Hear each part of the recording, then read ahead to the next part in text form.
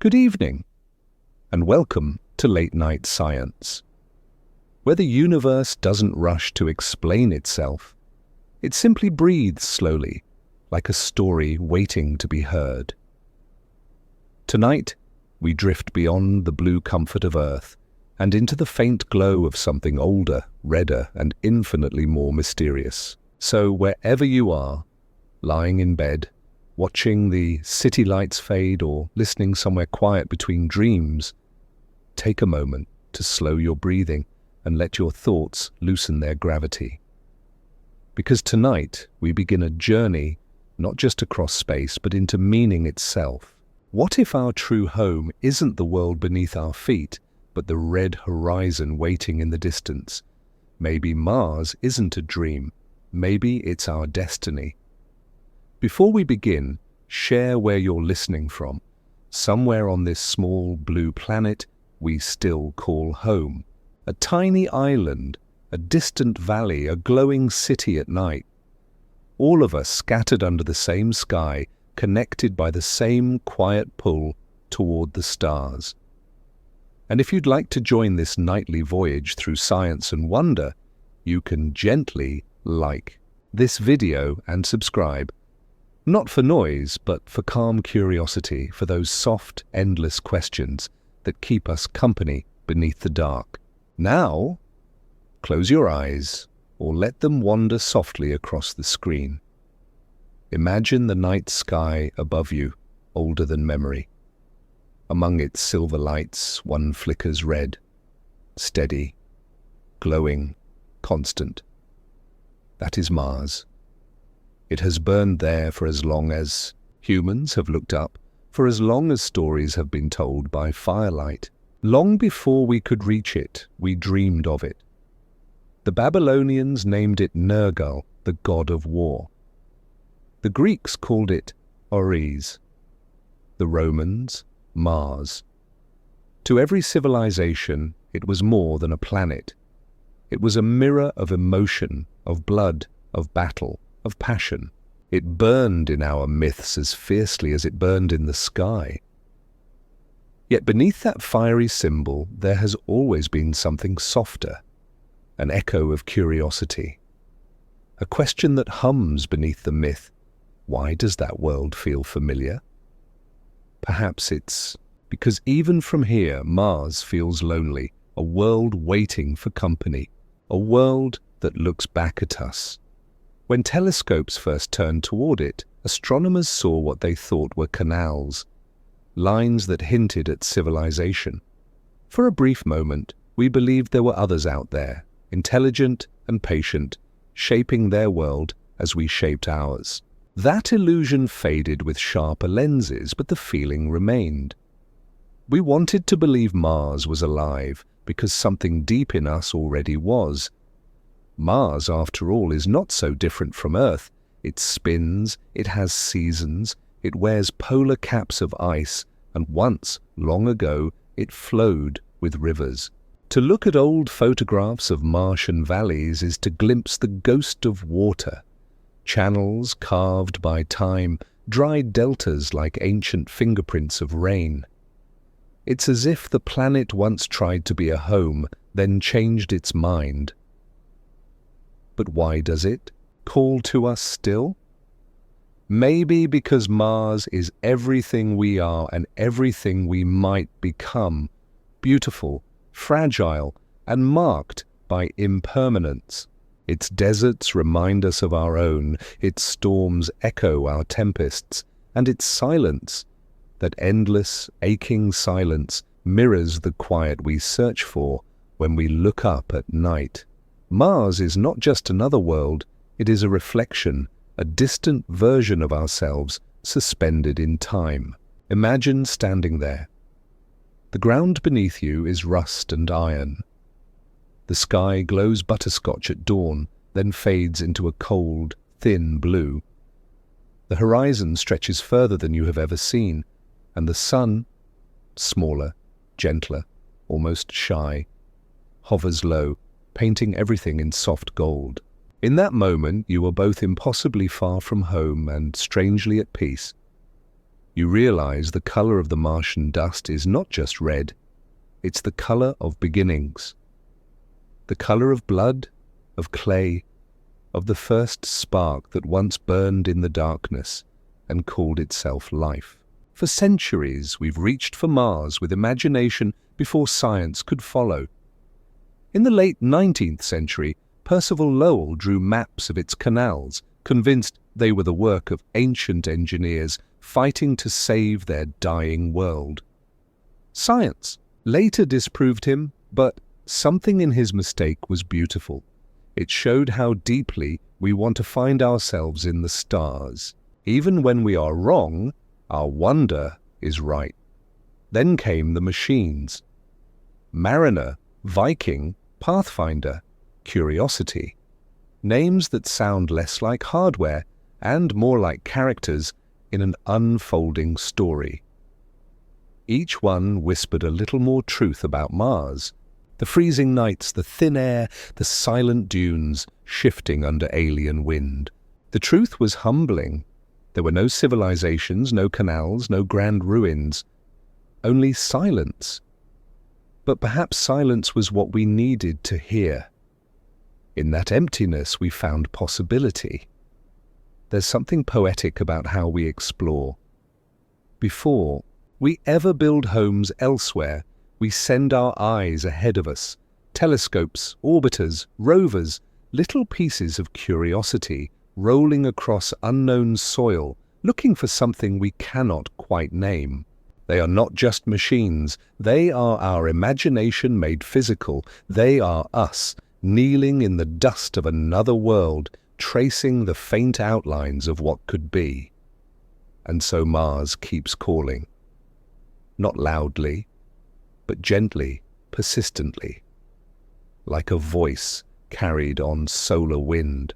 It's not a shout of conquest, but an invitation to remember something ancient, the restlessness of creation. Maybe every species that can look up must one day look away, to the horizon, to the stars, to whatever lies next. Maybe this is not escape, but evolution's quiet rhythm. You can almost feel it, the pull in the chest when you see Mars through a telescope or in a photograph taken by a rover millions of kilometers away. That small red point stirs something wordless. It reminds you that even as we settle into our daily lives, a part of us is always wandering, searching for new light, new air, new beginnings. Perhaps that's what home really means. Not a place, but a direction. A compass made of longing. And Mars, glowing quietly in the dark, has always pointed that way. Not away from Earth, but deeper into the mystery of what it means to be human.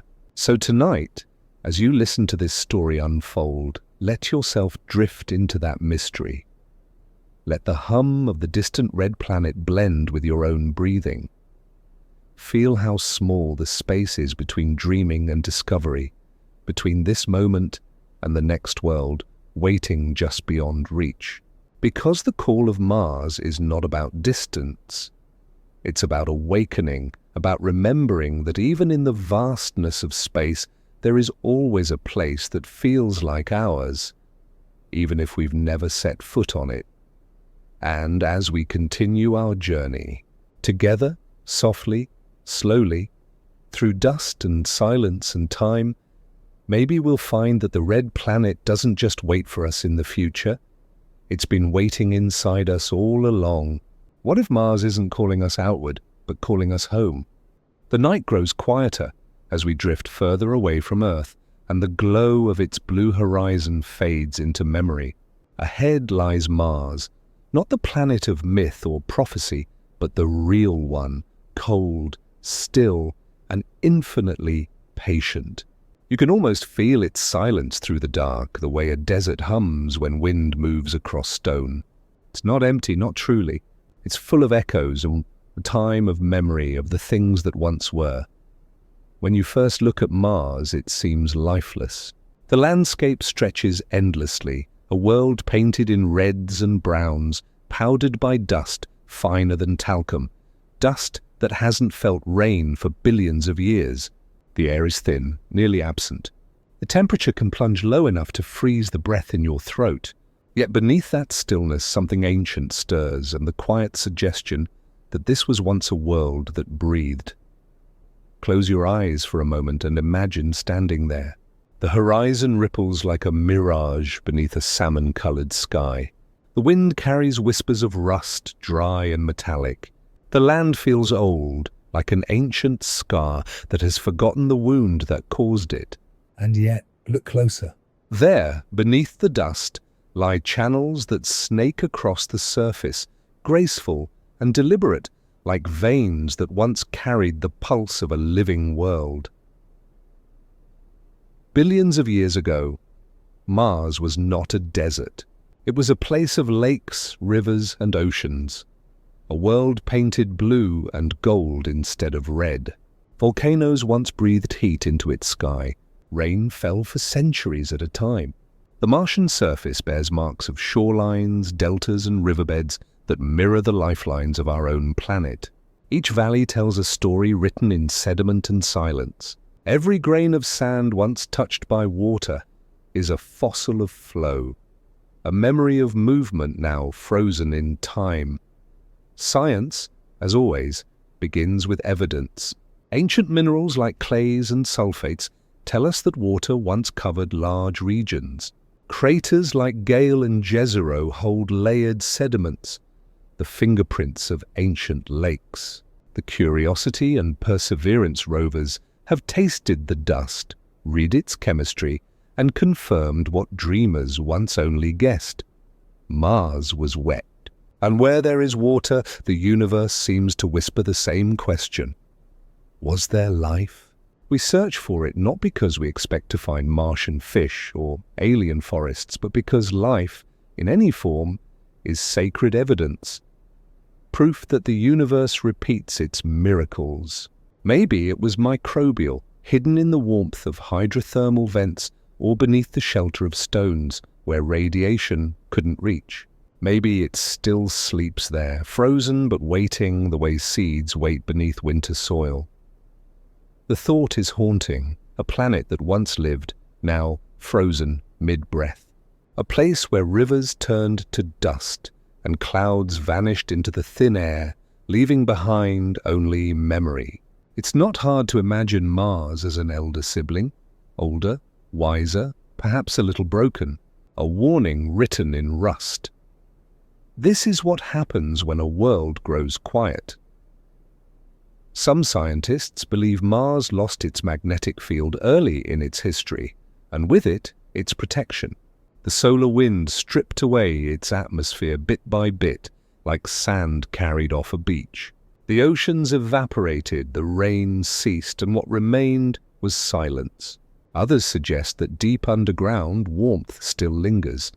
Small pockets where liquid water may yet flow, protected from the cold, from radiation, from time itself.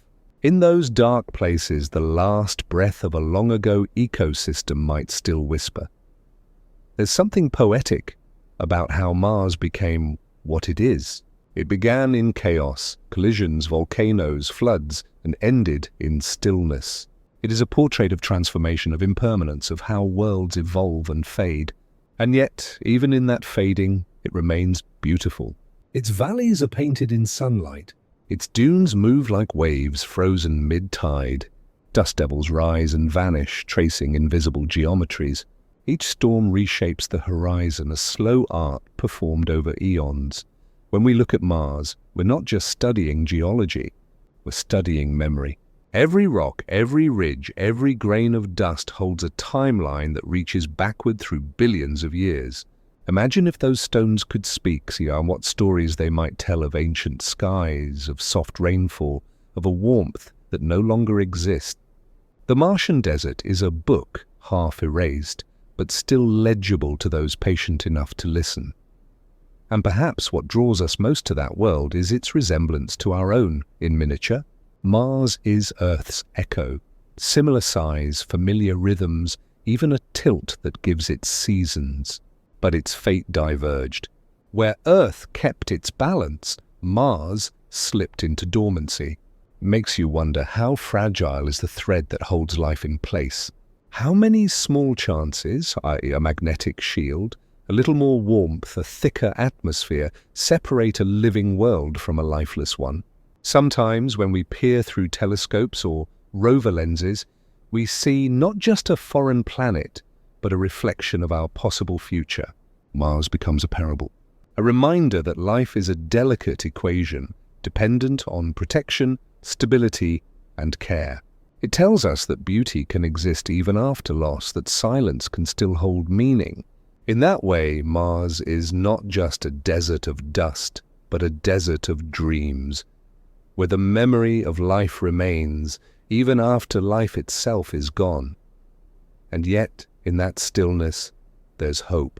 Because if Mars once lived, even briefly, then life is not an accident. It's a tendency, something the universe does whenever it can. Maybe the spark that once flickered on Mars never truly died. Maybe it simply changed form, waiting for us to find it again. Perhaps when our rovers dig deeper and our sensors grow finer, we will uncover not proof, but a whisper, a fossilized microbe, a chemical trace, a reminder that life does not need Earth. It only needs possibility. As you imagine that, at the red plains, stretching endlessly under a pale sun, let yourself feel the strange duality of it.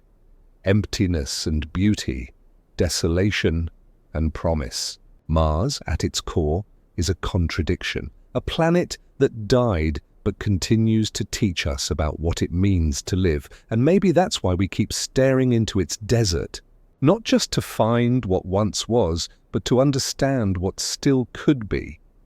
Because when you look long enough into that endless red horizon, you begin to feel it, the faint pulse beneath the dust, the hum of time still flowing somewhere deep below. Mars may seem silent, but silence too can hold breath, so we ask again, softly, as the night deepens around us, was Mars once alive?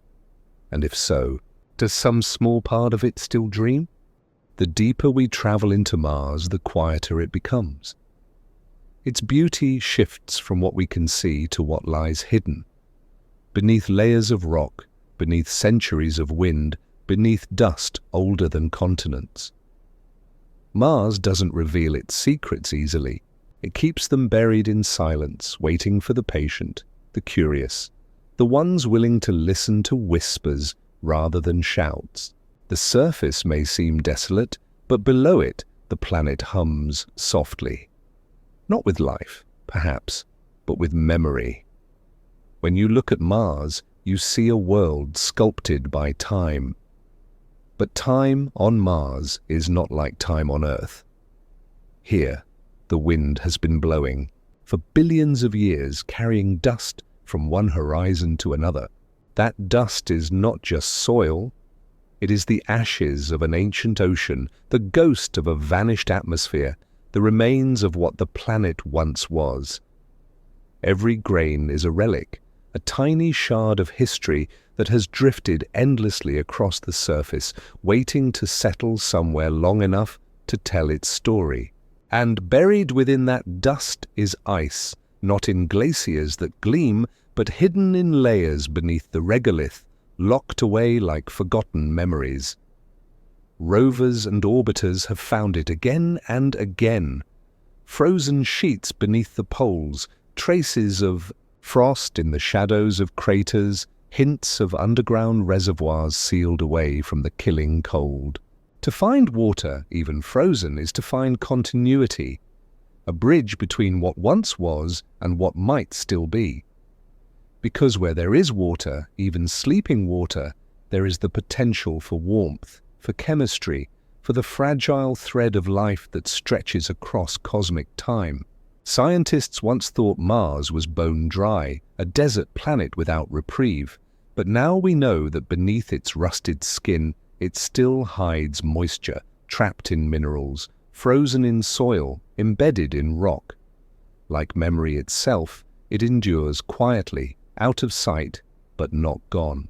Some say that deep beneath the surface, kilometers below the dust, where warmth from the planet's core still lingers, liquid water may persist. A dark, silent ocean beneath the wasteland, unreachable but real. If so, that would make Mars not just a world of the past, but one that still carries breath in its sleep. And then there are the minerals, strange compounds born in the planet's early fires. Basalts rich in iron, sulfates left behind by evaporating seas, clays that formed when water once moved freely across its plains. These minerals are like fossils of environment, chemical fingerprints of forgotten weather. In their patterns we can read ancient climates, the rise and fall of heat, the brief ages when Mars was not red but blue. Each discovery adds another layer to a puzzle that stretches beyond our lifetimes. Sometimes scientists find meteorites from Mars that have fallen to Earth, fragments torn away by impacts millions of years ago, drifting through space until gravity caught them. Inside those rocks, microscopic structures shimmer like tiny fossils. Are they signs of ancient bacteria or just illusions carved by chemistry? The debate continues, quiet but passionate, as if humanity cannot bear to close the question. Maybe it's because deep down we sense that Mars is not done speaking. Even its magnetic field, though long faded, still whispers. Billions of years ago, Mars had a magnetic heart, a molten dynamo that shielded it from solar wind. But then it cooled, and that invisible armor vanished. What remains are magnetic, echoes frozen into stone, faint patches that tell of a planet once alive with energy. The crust of Mars is like an old record, still carrying fragments of its first song. When our instruments read those traces, they find direction and rhythm, as if the planet's own memory is written in magnetic ink. Beneath the crust, deeper, still lies the core, a heavy sphere of iron and sulfur, possibly molten at its center, possibly solid and cold. We cannot see it, but we can sense it through tremors, through the faint quakes that ripple across the Martian ground. The InSight lander recorded them. Subtle, delicate vibrations that tell us the planet still moves, still breathes. Not dead then, only sleeping. The echoes beneath the dust are not just remnants of what once was, but signs that something remains. To explore Mars is to learn how to read silence. Every signal we receive, be it a vibration, a trace of magnetism, a chemical signature, is like a word in a language we are still learning. The planet doesn't speak in sentences, it murmurs in frequencies, in patterns of dust, in slow geological time. And yet through that stillness we are starting to understand its story, a tale of creation, loss and persistence. Perhaps Mars was never meant to be merely a world we visit. Perhaps it's a reminder that even when a surface is barren, the core may still hold warmth. Every planet, every person carries layers of memory, some buried, some revealed only when the light strikes just right. Mars teaches us that silence does not mean absence. Stillness does not mean the end, beneath the dust something endures. If we could stand on its surface and listen carefully, maybe we would hear it, the low hum of frozen water, the sigh of magnetic remnants, the soft settling of dust over centuries. These are the sounds of time made tangible, the music of a world still remembering itself.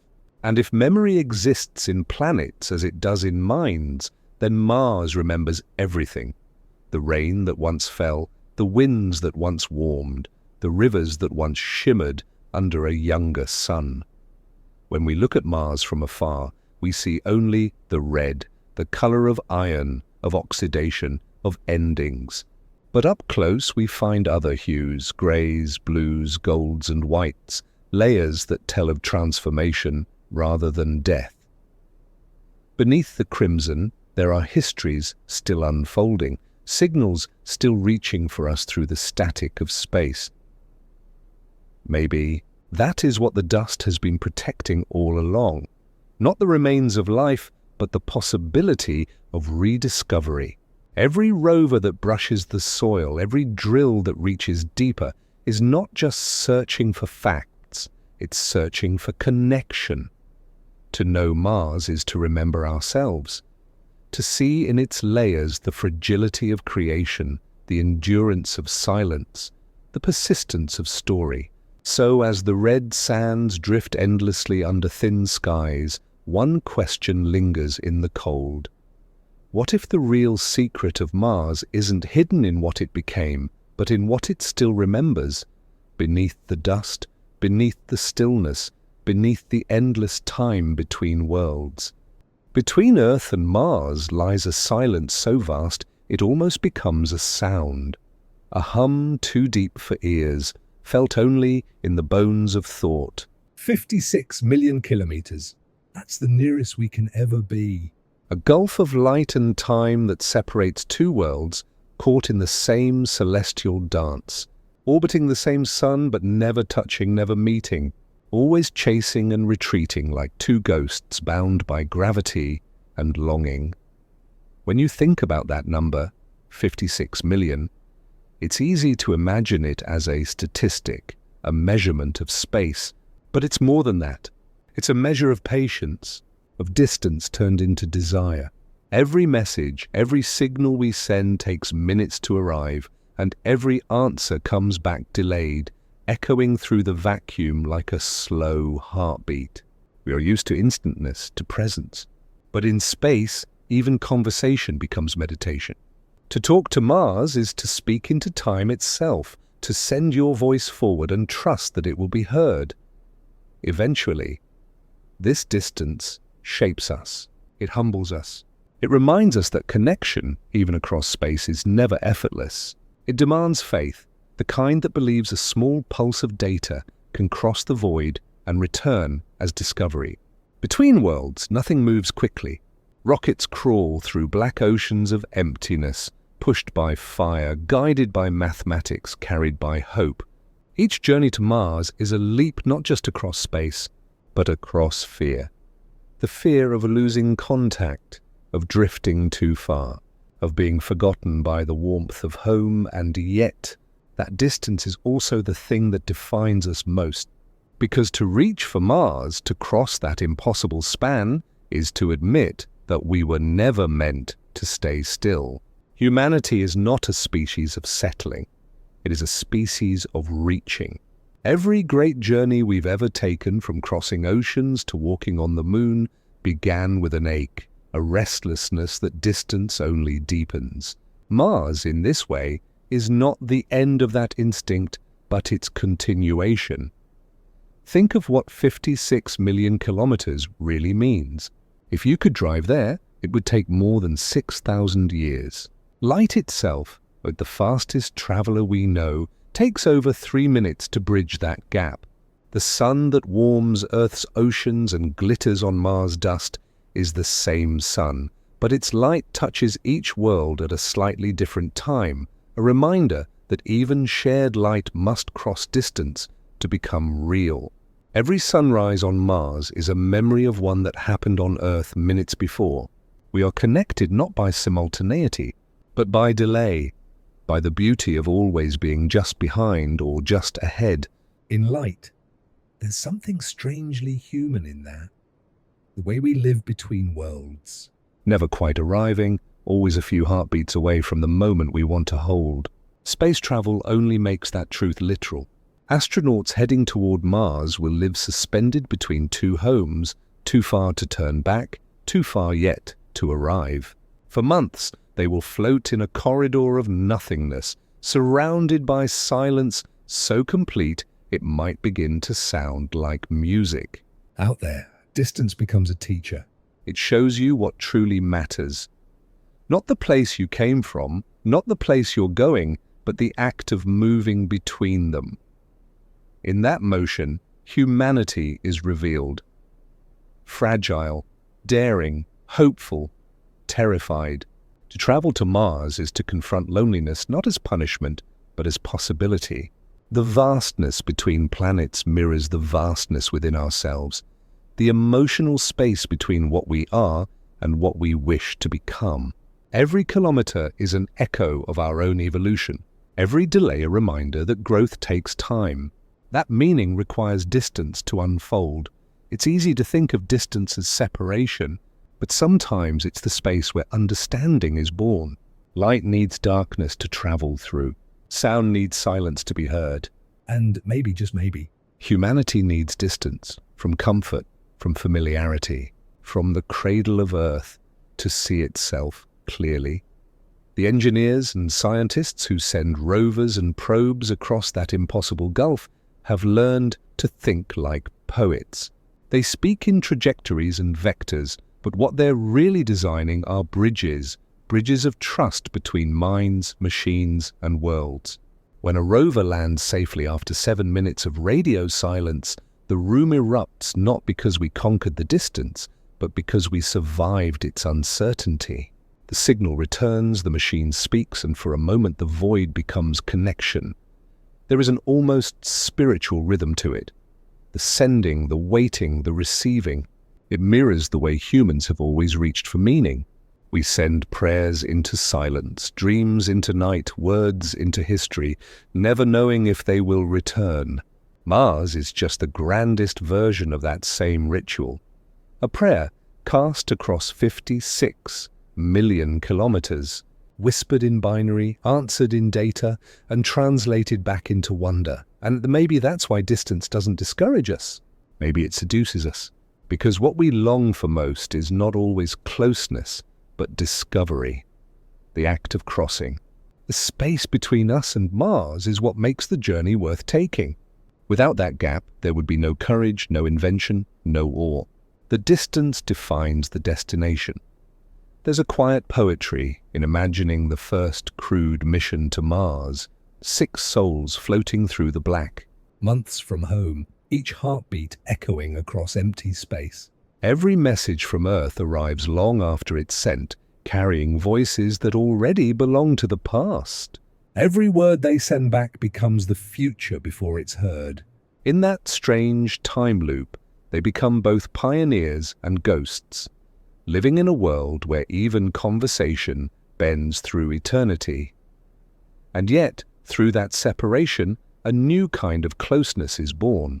Humanity, watching from afar, feels united in their absence. For the first time, we'll look at a small dot in the sky and know someone is there. That thought alone might collapse the distance emotionally, if not physically. For what is belonging, if not the realization that even across light years of emptiness, we can still reach one another through meaning? So perhaps the distance to Mars is not a barrier but a mirror, reflecting how far we've come and how far we're willing to go to find ourselves again. Every kilometer between the two planets is a reminder that longing is not weakness. It's the engine of creation. The universe expands, and so do we, outward, endlessly, carried by curiosity and quiet faith. As you drift tonight, between waking and sleep, imagine that red world glowing faintly beyond the dark. Feel the space between your heartbeat and the next, between breath and silence. That too is distance. And yet within it, life persists, connection endures, and meaning flows. Because maybe the space between worlds isn't emptiness at all. Maybe it's where we learn what it truly means to belong. Before our boots ever touched Martian soil, our dreams did. They arrived wrapped in metal, whispering through static, shimmering with purpose. While we slept beneath blue skies, they wandered across red horizons, eyes of glass and steel, hearts pulsing with code and silence. Spirit, opportunity, curiosity, perseverance, names that sound almost human, yet belong to beings that have never known touch or warmth or the sound of rain. They are the ones who dreamed for us first. Each rover, each probe, was a kind of prayer, a fragile offering to the unknown. When Spirit rolled onto the Martian dust in 2004, it was as if a child had taken its first step on another world. Its wheels pressed gentle signatures into a soil untouched for billions of years. Above, the thin sky hung silent, and the light fell in soft red tones that no human eye had yet seen directly. Spirit was alone but not lonely. It carried with it the weight of 1,000 imaginations. The poets who had looked up and wondered, the engineers who had stayed up through countless nights of coding and calibration, the dreamers who had believed that curiosity could travel where bodies could not. In that stillness, Spirit began to see. It saw stones that looked like water frozen in time, dunes that moved like waves, horizons that seemed to shift with memory. It captured moments, not in emotion, but in light. Every pixel it sent back became a window, and through those windows, Mars began to wake from myth into memory. The red planet, once a symbol of war, of gods, of distant coldness, became something intimate. A landscape we could finally see with our own technological eyes. When Spirit eventually grew silent, trapped by sand, drained of energy, its final transmission was not of despair but of peace. A machine does not die as we do. It simply stops, becoming part of the landscape it once explored. Somewhere on Mars, Spirit still rests, a monument of metal, sunlight glinting faintly on its panels, its mission complete not in data, but in devotion. Then came Opportunity, Spirit's twin, whose endurance redefined our understanding of both engineering and hope. Designed to last 90 days, it roamed for 15 years. 15 years of dawns and dust storms, of solitude and song. Its final message, "My battery is low and it's getting dark," was never written by its circuits but by us, the humans who could not help but give soul to signal. That's what we do. We project feeling onto function, life onto mechanism. We humanize the metal because it humanizes us back.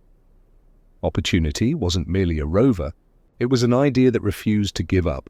It saw sunsets that lingered in thin air, skies that blushed faintly with violet, rocks that whispered of rivers long gone. Through it we learned that Mars once had lakes, that it may once have held the chemistry of life. The machine became our proxy memory, our mechanical witness to ancient time. And when its voice finally faded beneath a global storm, Earth mourned. Not for the loss of a tool, but for the end of a connection. Curiosity followed, larger, wiser, hungrier. It didn't just wander. It analyzed, drilled, tasted the dust. It became a scientist in exile. Each sample it scooped carried whispers of carbon, sulfur, and water, ingredients of something that might once have been alive. Yet even as it worked, it looked outward. Its cameras captured panoramas that made us ache. Dunes stretching like oceans, cliffs carved by winds older than human memory. And every so often, Curiosity would pause to turn its gaze toward the sunset, sending back the soft blue light that only a Martian evening can make. There's something profoundly moving about that. A robot pausing on another planet to watch the day end. We didn't program it to feel, but somehow through its stillness we felt everything. The yearning, the beauty, the loneliness. Through Curiosity, Mars became not just a planet, but a mirror, reflecting both the alien and the familiar. And now Perseverance roams, the latest dreamer, carrying with it microphones that let us hear another world for the first time. The sound of Martian wind, faint and thin, brushing against the microphone's surface. It was like hearing a ghost breathe. For centuries, Mars was silent. Then, through Perseverance, it spoke. In that moment, space became a little less empty and our machines became a little more alive. But Perseverance is more than a wanderer. It's a collector of the past, storing samples that may one day return to Earth. stories written in dust, waiting for us to read. And hovering above it, like a dragonfly made of dreams, flew Ingenuity, the first helicopter ever to take flight on another planet. Its small blades spun against air, barely thick enough to lift it, and yet it rose. It rose not because physics demanded it, but because imagination did. Each of these explorers, though built of bolts and algorithms, carries a quiet consciousness, not of thought, but of purpose. They don't dream as we do, yet they are made of our dreams. In every line of their code is a whisper of wonder. In every command a fragment of faith. They embody the part of us that cannot stand still and the part that must always ask what lies beyond. And so in their journeys we glimpse something deeper. Machines that dream not because they want to, but because we made them so. They are our reflections. Rational yet romantic, precise yet poetic. In their solitude, they show us what we fear and what we crave, to be alone but not forgotten, to be distant yet connected, to wander endlessly and still find meaning. One day, when humans finally walk, where these machines have rolled, they will find not an empty world, but one already marked by presence, tracks in the dust, memories in the sand. The first footprints on Mars will follow tire marks, not erase them. And perhaps when we arrive, we will pause beside the resting form of spirit or opportunity and whisper, "Thank you for waiting." For in the end, it was they who dreamed first. And through their dreaming, made ours possible. And maybe that's what progress truly is. Not a race toward perfection, but a passing of wonder, from flesh to metal, from mind to machine, from myth to memory. Each rover asleep beneath the Martian sky is not a relic, but a beginning. A promise that even in silence, something continues to reach, to listen, to dream. As night settles again on that distant red world, the solar wind sweeps softly over their still frames. and dust begins to gather, gentle, inevitable, eternal. Yet somewhere within that silence, data still whispers, circuits still remember, and humanity's dream still hums beneath the rust-colored stars. Because even when we sleep, our machines keep dreaming. There is something sacred about the act of breathing. It is the most ordinary miracle repeated endlessly, unnoticed, until the moment it becomes impossible. On Earth you breathe without thought. The air carries itself into you, a gift older than memory. But on Mars, breath must be built. It must be earned, engineered, and kept alive through the hum of machines. To take a single breath beneath that red sky would be to defy 1 billion years of separation, and turn an alien silence into something human. The air on Mars is thin, less than 1% the pressure of Earth's atmosphere. It is made not of life-giving oxygen, but of carbon dioxide swirling like ghostly fog over plains of rust and stone. To breathe it would be to invite suffocation. And yet that's where we begin, at the edge of nothing. For every journey toward life starts by learning how to make life where it should not exist. When we speak of living on Mars, we don't begin with houses or food or cities. We begin with a single molecule, oxygen, that invisible thread connecting all breath, all fire, all memory. Without it, there is no voice, no warmth, no heartbeat.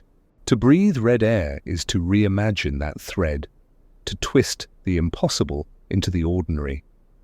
In 2021, a small golden box called MOXIE, the Mars Oxygen In Situ Resource Utilization Experiment, landed on the planet's surface aboard the Perseverance rover. While the world watched the rover drive and drill, MOXIE quietly performed a quieter miracle. It took the carbon dioxide from the Martian atmosphere and broke it apart, splitting the oxygen atoms free. In a place where no tree could grow, MOXIE became a forest of one. It produced just enough oxygen for a single astronaut's breath, not much, but enough to prove a principle that air could be born from dust. Imagine standing inside a small habitat dome on Mars, listening to the rhythm of compressors and filters, each one keeping you alive. You don't hear wind or birds or waves. You hear machines breathing for you, a steady pulse, a lullaby of survival. Every hiss of air feels like a heartbeat, every exhale a victory. Outside, the temperature falls below 80 degrees Celsius. The air pressure would crush your lungs to silence. Yet within this fragile bubble of warmth and sound, you live, you breathe. And with that, Mars becomes not just a place, but a conversation between human persistence and cosmic indifference. Breathing in such a world is no longer passive. It becomes a practice, a meditation on dependence. You would know the composition of your air the way a poet knows rhythm. You would measure your breaths not by time, but by trust. Trust in the systems you built, the calculations that never fail, the materials that hold against storms of dust.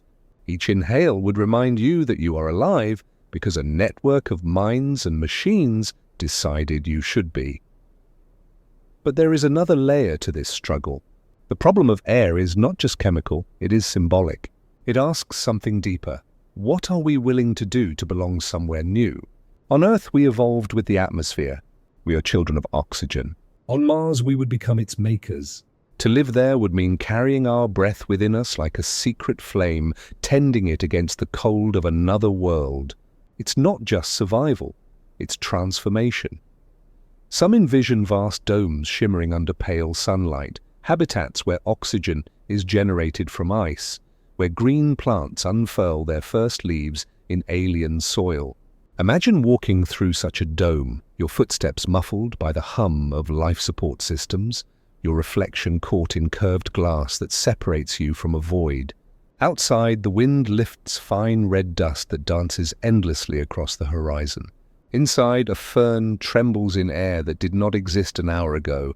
In that fragile bubble, the line between machine and miracle dissolves.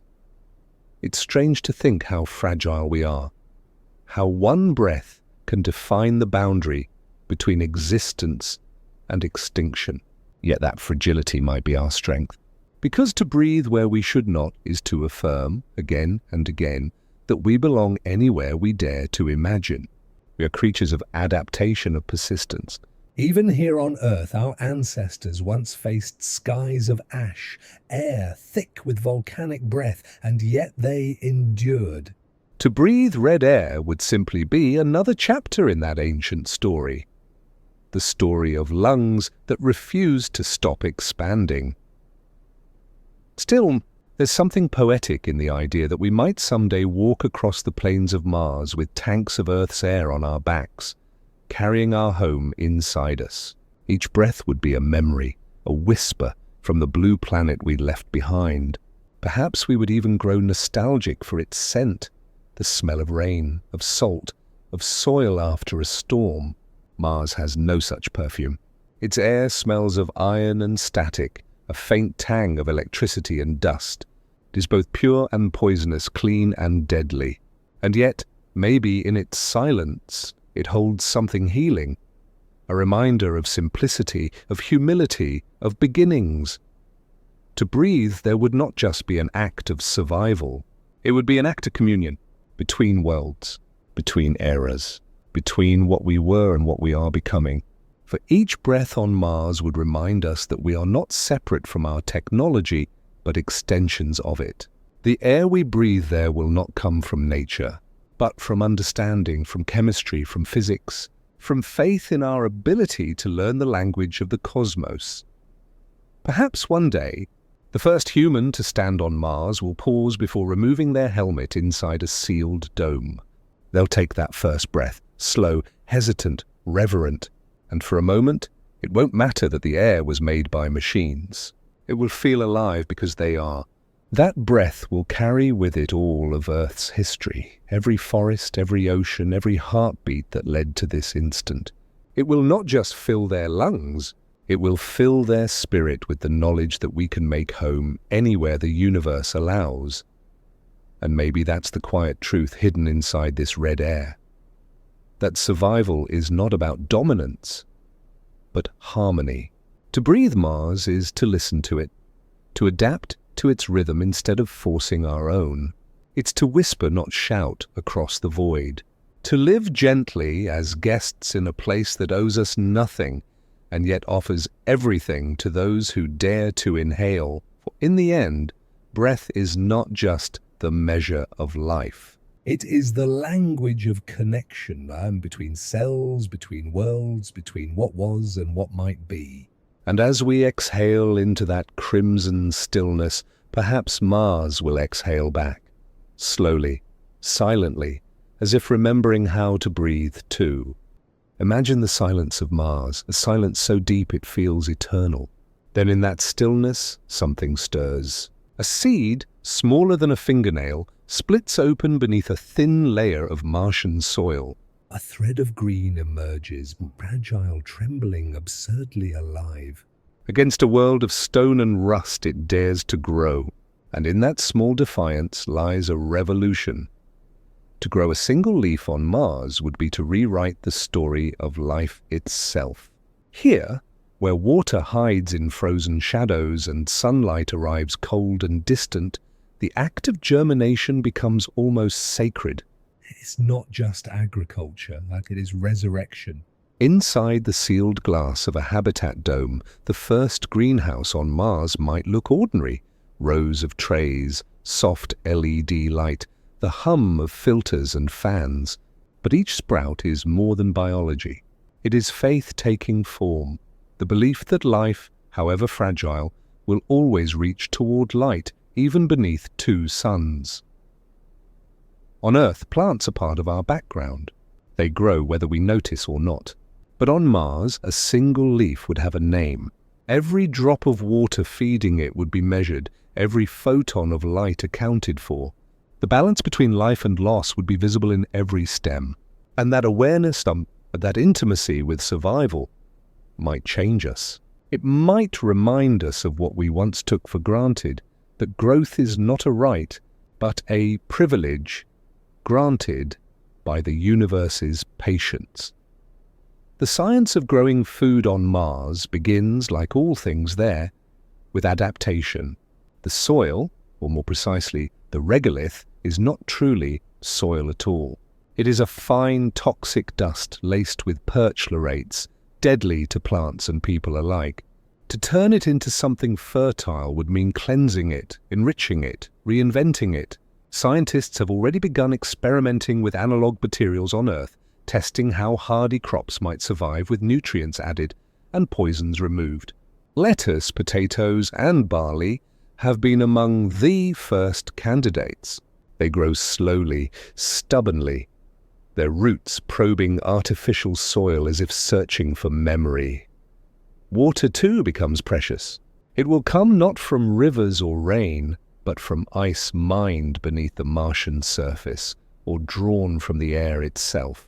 Each molecule recycled, purified, passed from human breath to leaf and back again. In that cycle, life becomes circular, deliberate, transparent.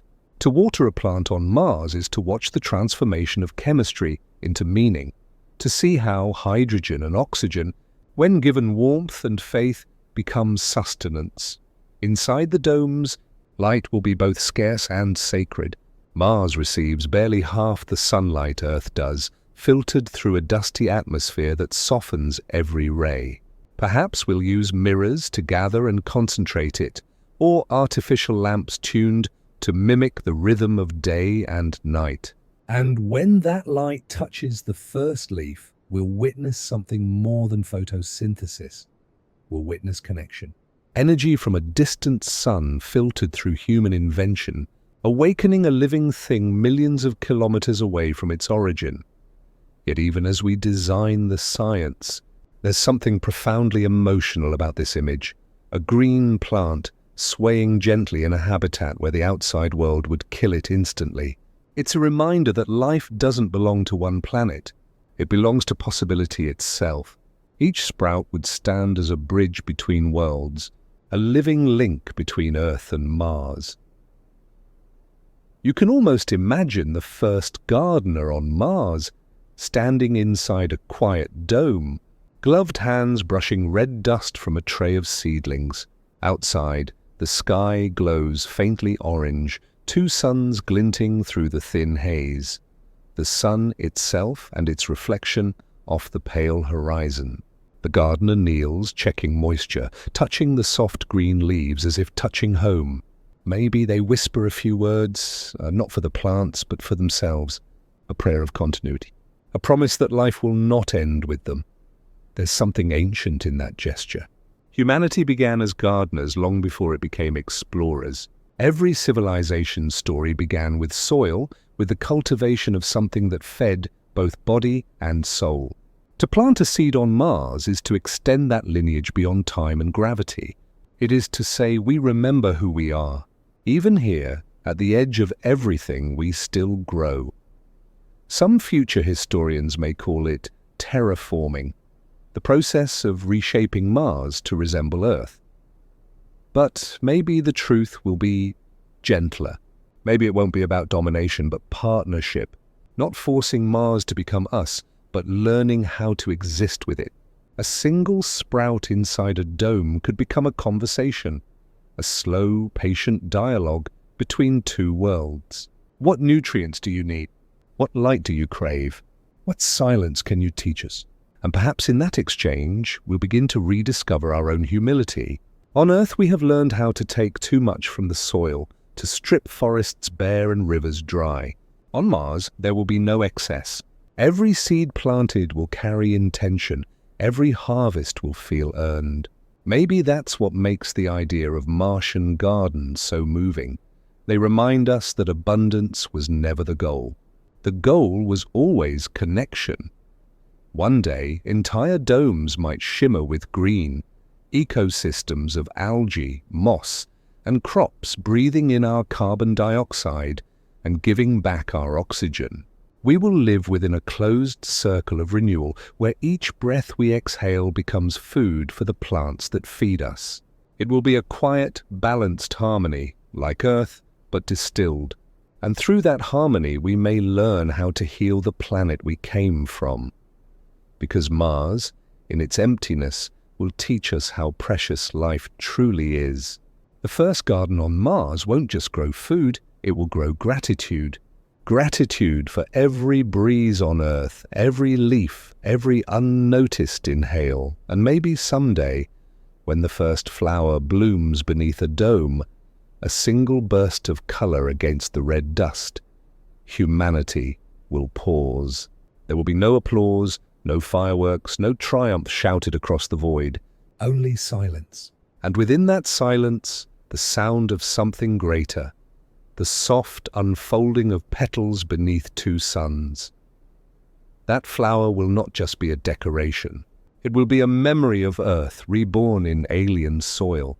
Its fragrance, faint, fleeting, precious, will drift through recycled air like a message carried across light years. We are still here. We still make beauty. We still grow. For in the end, to plant a seed on Mars is to believe in tomorrow, not just for ourselves, but for the universe. Each sprout becomes a whisper of faith that life will always find a way to bloom. No matter how distant the sun, how cold the night, or how red the dust. And as the domes glow softly in the twilight, and two suns fade over the horizon, the gardens of Mars will sway gently in the recycled air. Silent hymns of resilience, photosynthesizing hope. In the quiet before dawn on Mars, there will be no birdsong, no wind whispering through trees, no ocean waves to cradle the edges of morning. Instead, there will be the hum of oxygen scrubbers, the steady heartbeat of life support systems, and the faint rhythm of human footsteps echoing through pressurized corridors. The first cities on Mars will not be monuments of grandeur. They will be acts of survival. Delicate as glass and miraculous as breath, we imagine them as domes of light, glowing faintly beneath the red sky, bubbles of warmth and color against an endless desert of silence. Inside, the air will shimmer faintly with moisture reclaimed from machines, the scent of metal and dust mingling with the faint sweetness of hydroponic gardens. Through curved windows, settlers will watch dust storms roll like crimson tides, knowing that beyond a few centimeters of glass, the world could take their lives in an instant. These are the fragile cities of tomorrow, born not of conquest, but of careful engineering and collective hope. Each one will be less a city and more a living organism, breathing, circulating, regenerating. The walls will exhale warmth and inhale carbon dioxide. The floors will recycle waste into water and fuel. The roofs will shimmer with solar panels that drink the thin sunlight and turn it into power. Every inch will have purpose.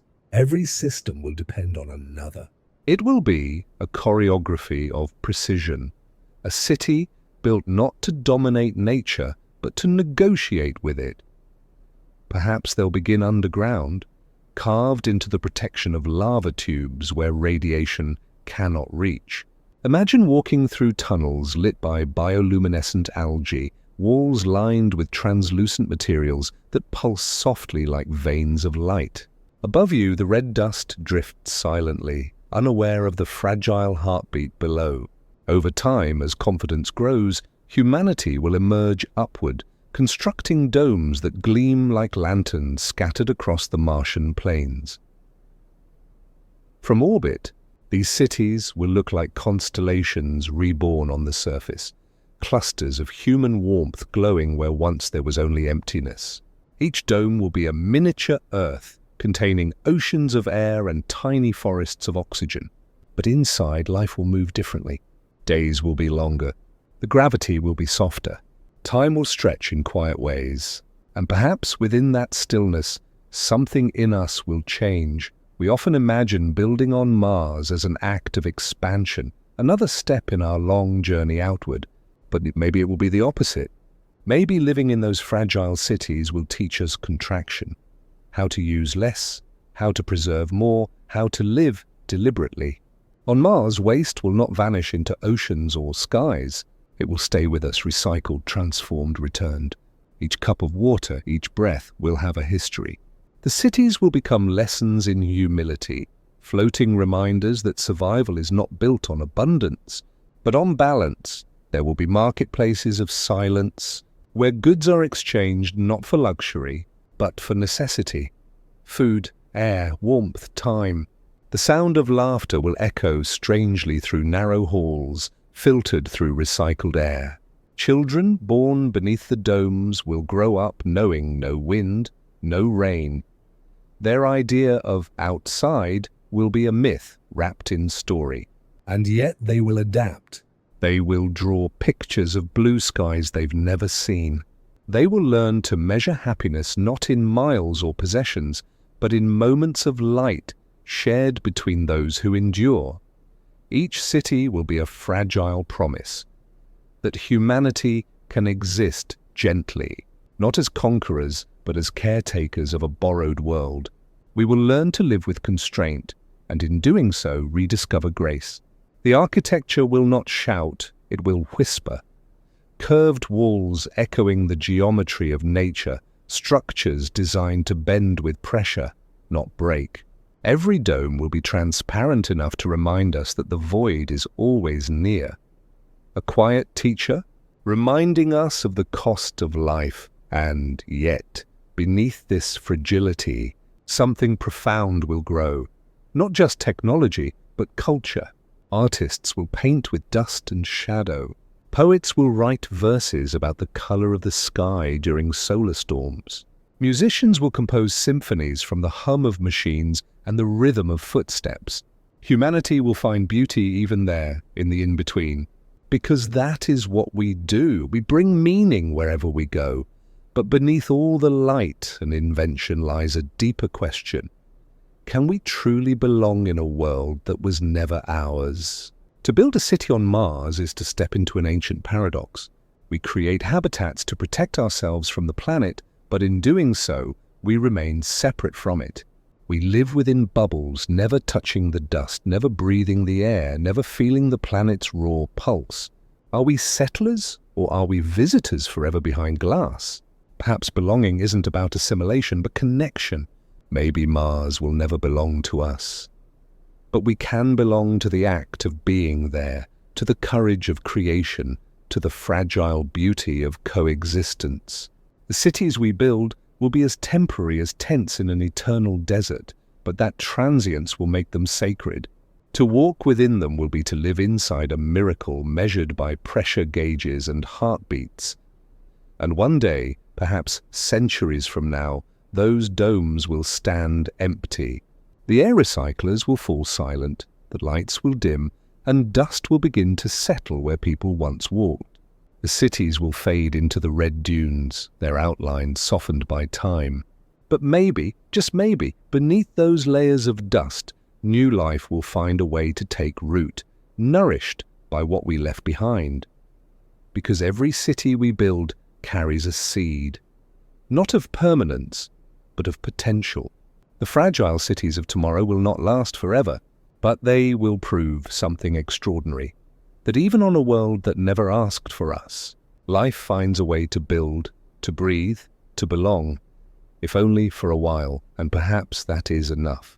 Perhaps belonging is not about ownership or eternity, but about the moments when the light inside the dome flickers, and for one heartbeat, the red sky outside reflects it.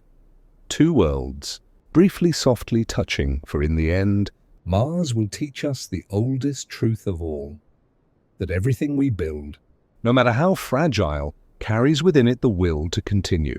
Cities like seeds bloom against the odds, and when they do, even the coldest desert remembers what warmth feels like. Silence has a sound on Mars. It hums faintly through the walls of the habitat, a low vibration that isn't quite noise, but isn't absence either. It's the sound of distance, 56 million kilometers of it stretched between you and the home you left behind. Out here, the horizon is endless, yet somehow it feels small. Red dust blurs everything into sameness. The sun, pale and cold, rises without warmth and sets without ceremony. Days pass quietly, and slowly, beneath the surface of survival, the mind begins to wander. On Earth, our senses are shaped by abundance. Color, sound, touch, change. On Mars, those anchors dissolve. The landscape doesn't move. The air doesn't sing. The sky, instead of blue, glows rust and rose like an unending twilight.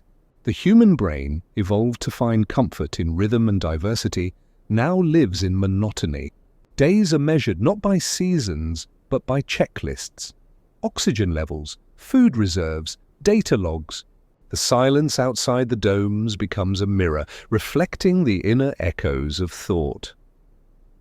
Isolation does something strange to time. It stretches it thin like light in the void. What once felt urgent begins to fade. What once felt trivial grows heavy. On Mars, time is not measured by clocks. It is felt in the spaces between thoughts. The crew wakes, eats, works, records, sleeps. Every action is deliberate, every word precious. But in the quiet hours, when the hum of machinery is the only heartbeat, loneliness begins to whisper. It is not the loneliness of being alone. It is the loneliness of being unseen by an entire planet. For the first settlers, the psychological journey will be as perilous as the physical one. The mind will crave the chaos of Earth, the randomness of weather, the comfort of crowds, the unpredictability of life. On Mars, everything is controlled, measured, predictable. There are no surprises, only systems. And while systems keep us alive, they also flatten the emotional landscape. It's possible that on Mars, we will begin to miss the very imperfections that once frustrated us. The traffic, the noise, the rain, the gravity of ordinary life. Astronauts who have spent months in orbit speak of the overview effect, the sudden realization of Earth's fragility when seen from space. But imagine the inverse, standing on Mars and seeing Earth as a tiny star, pale blue and untouchable.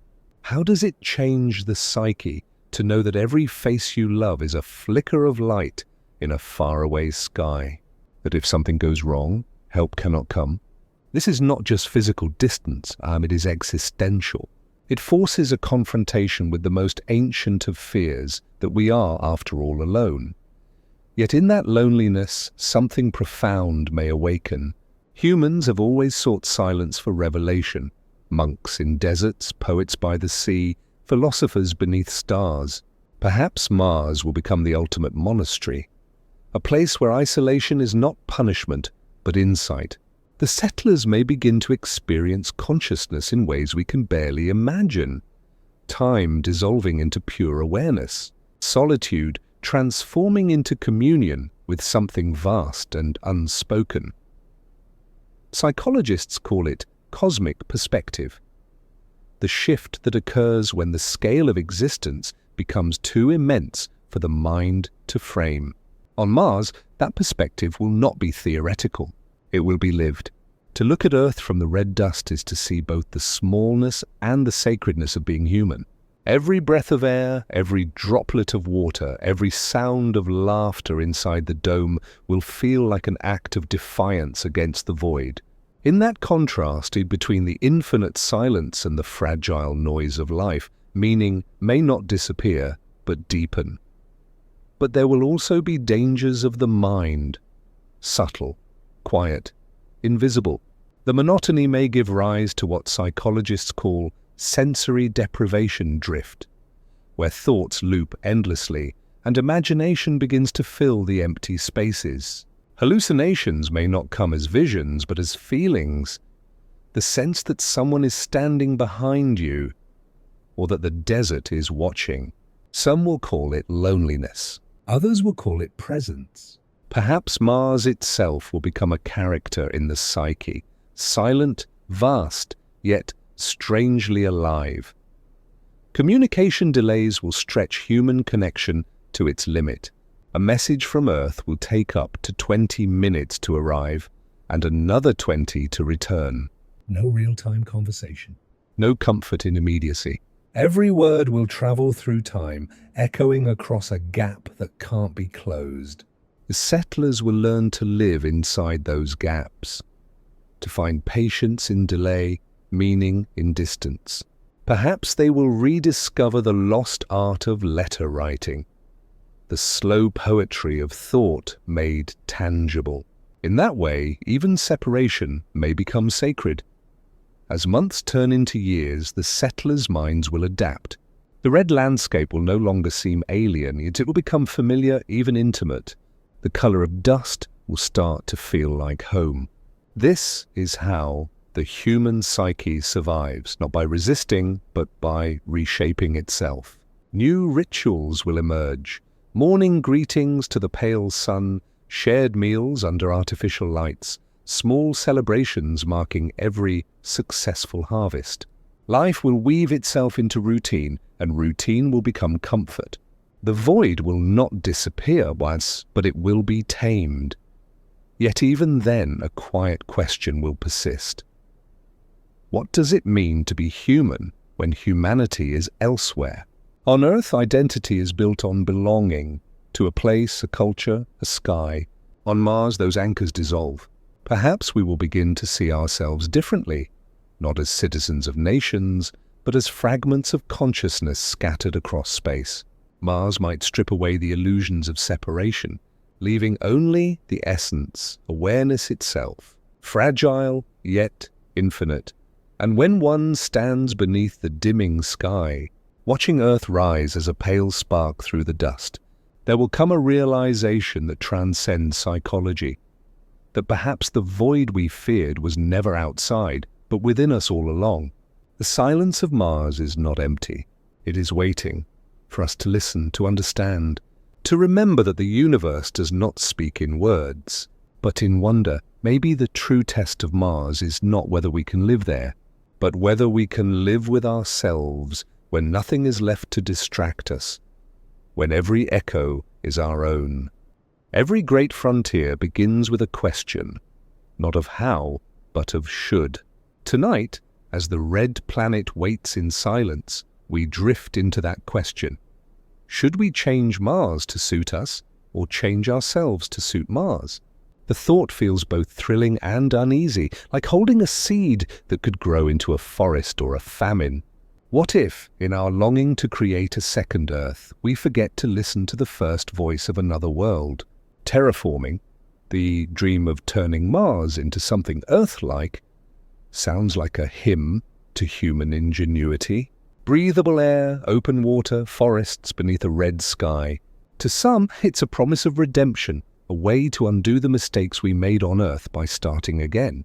But to others, it's an intrusion, a violation of a planet's untouched silence.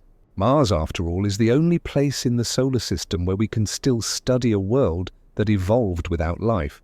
To alter it is to erase that ancient record, the one story written without human hand. Imagine standing on the rust-colored plain, watching the first green moss spread across the dust.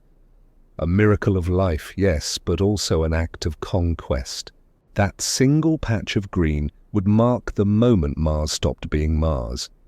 In that instant, we would no longer be explorers.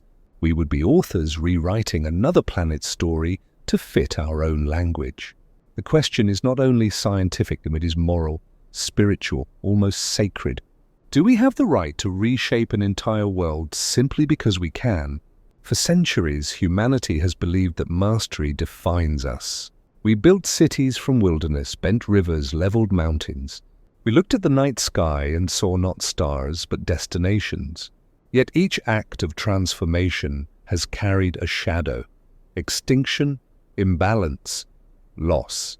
Earth's history is a quiet warning written in deforested valleys and warming seas. Now, as we look toward Mars, the same pattern beckons again. The temptation is vast to terraform, not just for survival, but for comfort, familiarity, control. But perhaps comfort is not the lesson the cosmos wants us to learn. There is another path, gentler, slower, more reverent. Instead of remaking Mars in our image, we might adapt ourselves to Mars. Science already whispers of possibilities, engineered lungs that breathe thinner air, microbes that purify toxins, architecture that grows like coral from the soil itself. In this vision, humanity becomes part of Mars's ecosystem rather than its master. We become symbiotic, learning, listening, evolving. It's a harder dream to sell because it asks for humility.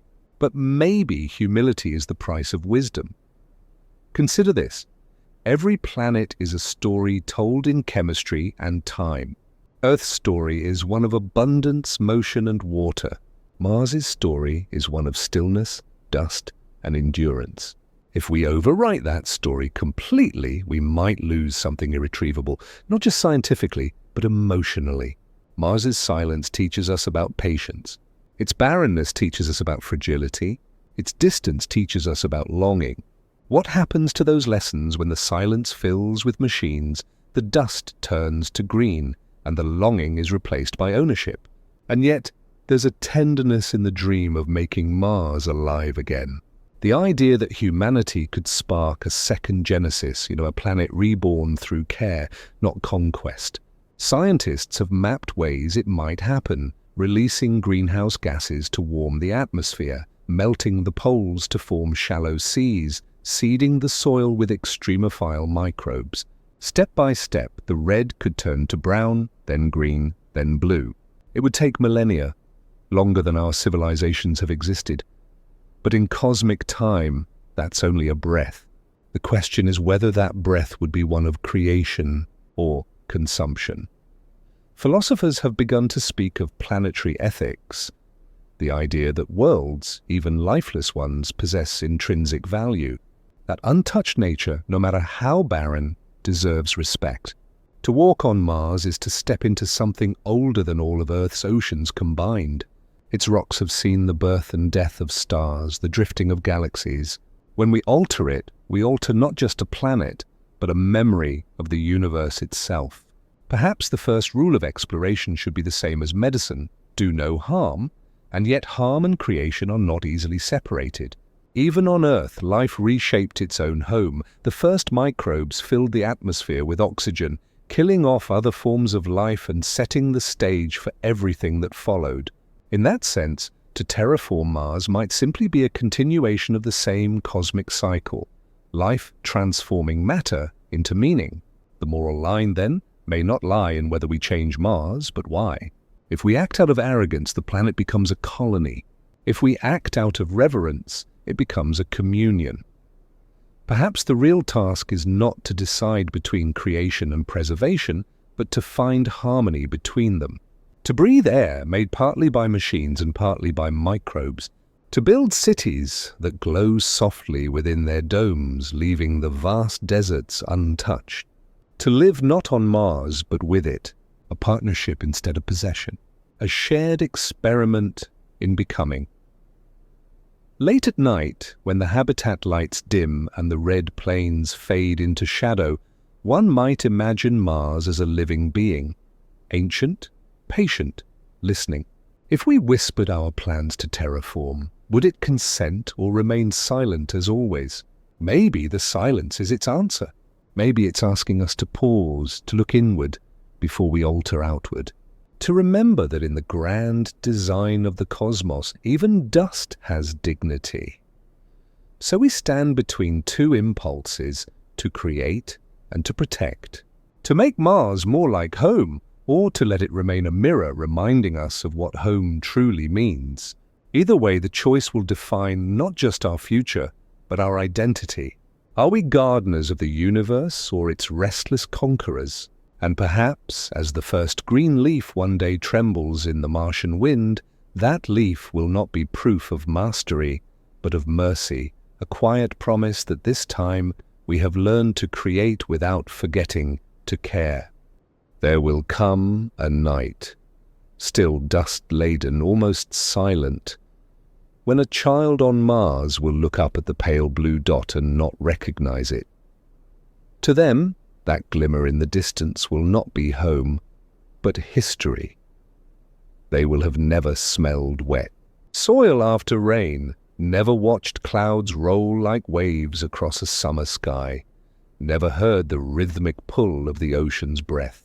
And yet, in their stories, Earth will live on, not as geography, but as myth. Around a small artificial fire, flickering through filtered oxygen, an elder might tell them, "Once there was a world of blue and green.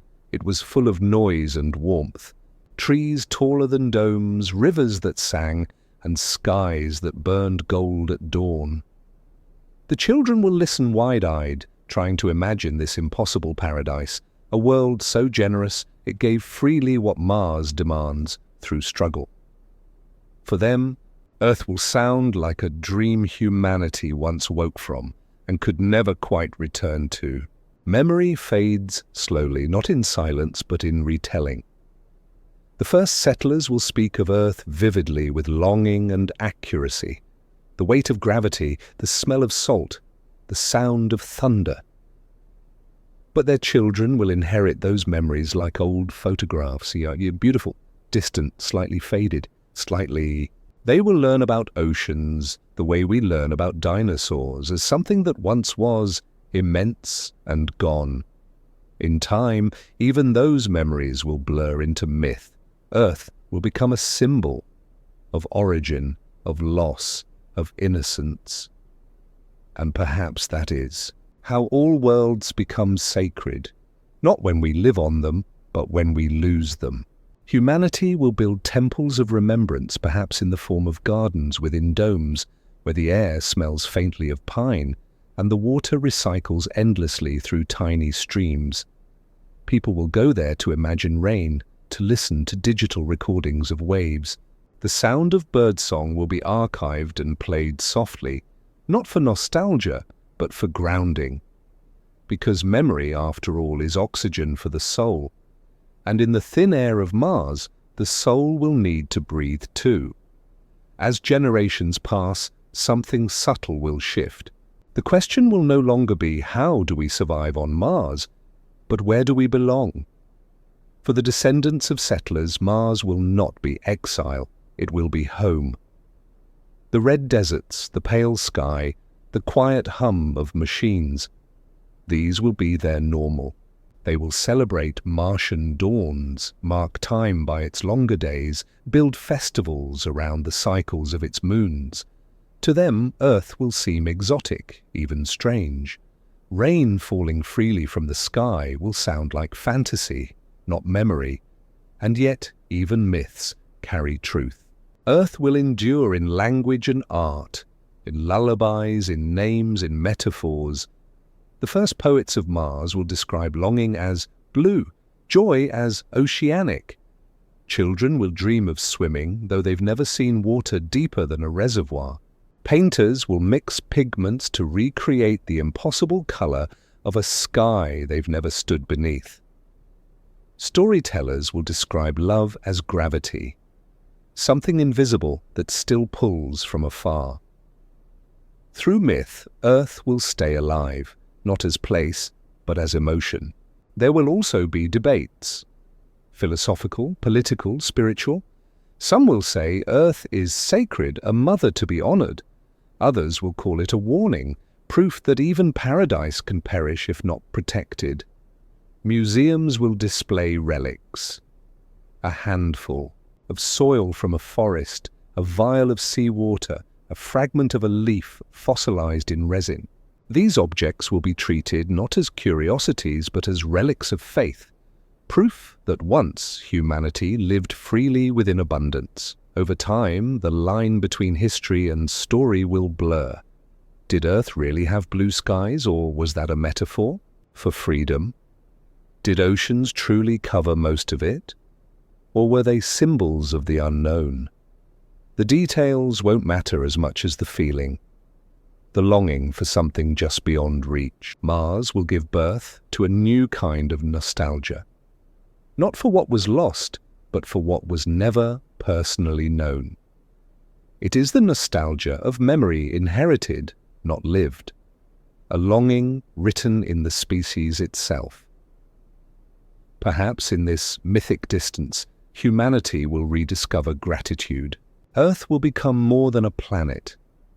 It will become conscience. Every dome built, every system maintained will be a quiet act of reverence to the world that made us. Remember, they will say, before launching expeditions or planting new seeds, we come from blue. And maybe that memory will guide them away from repeating old mistakes. Maybe, in remembering Earth, Mars will remain kind, but memory is fragile. Even stars forget. Someday, thousands of years from now, after the domes have expanded and generations have passed, a child may ask, what was Earth? And the answer might come softly. It was where we began. No maps, no facts. Just a story carried in the bloodstream, like an echo of gravity pulling through time. For that child, Earth will mean something less geographic and more sacred. The first word in the long poem of existence. Still, one wonders, will the human heart always yearn for blue skies? Or will evolution, slow and quiet, reshape longing itself, teaching us to find beauty in dust, in distance, in red horizons that never rain? Perhaps the greatest transformation will not be biological but emotional, learning that home is not a place but a story we keep telling, even as it changes shape. And when the first Martian poet writes, "We came from the sea and now we live in dust," it will not be sorrow, but pride. Because by then, humanity will have learned that to remember is not to return. It is to carry forward, like light, traveling from a star long extinguished, still shining in the night sky, still telling us what once was and what still matters. So maybe one night, under a dome of recycled air, a child will look up at that faint blue star and whisper, "Thank you." Not knowing exactly why, only that in every breath they take, in every heartbeat that keeps them alive on this cold, red world, Earth still lives. Not as a planet, but as a pulse. Not as memory, but as meaning. Every dawn begins with reflection, light emerging not just over a horizon, but within the mind. And now, as the red horizon of Mars glows faintly beneath two moons, something stirs back on Earth as well. This isn't only a story about one world reaching another, it's about two worlds beginning to shape each other. Slowly, quietly, inevitably, the moment we touched Mars, we changed both planets forever. At first, it seemed simple. Humans leaving Earth to explore, to settle, to survive. But space has a way of reversing questions. Every transmission sent from Mars to Earth carried not only data, but perspective. Each photo of the red plains, each report from the domes, became a mirror, showing humanity what it had been and what it might become. As we stretched outward, we also turned inward. We didn't just bring life to Mars, Mars brought meaning back to life. In the early decades of settlement, Earth's economies and technologies revolved around the red planet. Entire industries arose to support it, from genetic labs designing plants that could breathe thin air to AI systems managing ecosystems in isolation. These inventions born for Mars soon circled back home. Cities on Earth began to imitate Martian efficiency. Closed-loop habitats, water recycling, energy systems powered entirely by sunlight. The lessons of survival became lessons of sustainability. In saving a dead world, we learned how to save a living one, and yet there was more than technology at work. A quiet cultural shift began. Philosophers spoke of biplanetary consciousness, the idea that humanity, for the first time, existed in two places at once. Every sunrise on Earth now had a twin sunset on Mars. The species had gained not just territory, but perspective. Our sense of identity expanded like orbit, no longer bound to a single world. To be human was to belong to both dust and ocean, both gravity and thin air. But there was something subtler, a kind of exchange. Mars, in its stillness, began to influence our way of thinking. Its silence crept into art, into architecture, into the very pace of human imagination. People on Earth started to dream differently, or slower, more patient dreams. Poetry became more meditative, colors more muted, design more deliberate. The minimalism that once defined Martian engineering became a philosophy of life. Simplicity not as lack, but as clarity. Mars had no oceans, but it taught us depth. Meanwhile, on Mars, settlers carried traces of Earth. Old songs, languages, habits. But over generations, these too began to change. Words like rain or forest lost their weight, replaced by new metaphors born of dust and distance. A child growing up under domes might look at archived images of Earth and feel both wonder and disconnection, like reading about a place from a dream. Humanity, split across two worlds, was beginning to evolve two ways of being. Not divided, but refracted.